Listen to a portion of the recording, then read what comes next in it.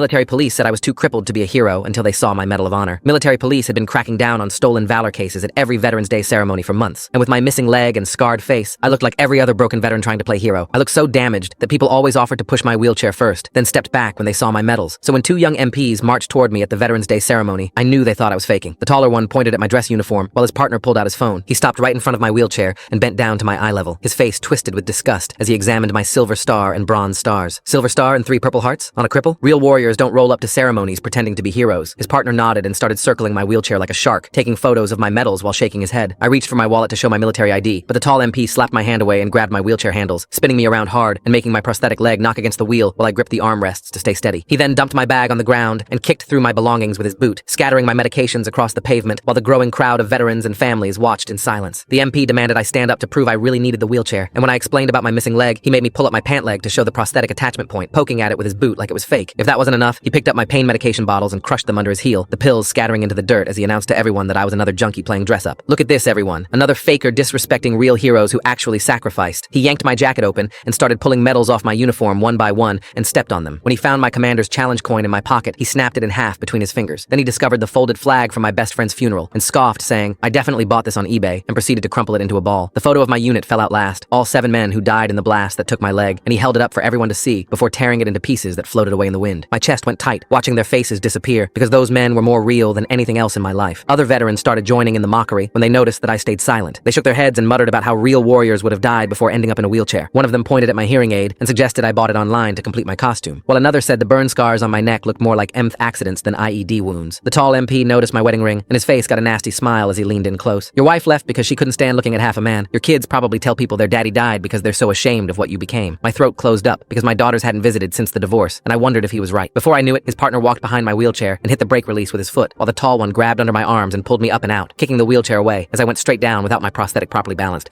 My stump hit the concrete, and pain shot through what was left of my leg, while my dress uniform got filthy against the pavement. The impact knocked the wind out of me, and for a second, I was back in Kandahar with my ears ringing and the taste of dirt in my mouth. The crowd parted, but nobody helped as the partner unbuckled my prosthetic leg, and I tried to grab it, but he was already standing up with it. He held it up like a trophy, and something inside me broke, because that leg was my independence, my dignity, my ability to stand at my brother's graves. When he threw it hard into the memorial fountain 20 feet away, I felt more naked than I'd ever been in my life. I started crawling toward the fountain, dragging myself with my elbows, while blood from my hands left streaks on the concrete when this voice just exploded behind us. "That's Sergeant First Class Reynolds, you fucking idiots!" This 3-star general was standing there looking like he was about to murder someone, and the MPs started stammering about stolen valor. The general absolutely lost it, saying I was Delta Force with 3 Purple Hearts and a Medal of Honor coming for saving 7 guys, including his own son, after an IED blew off my leg. The tall MP's hands were shaking, checking my service record on his phone, and he went ghost white. They both got cuffed right there and ended up discharged.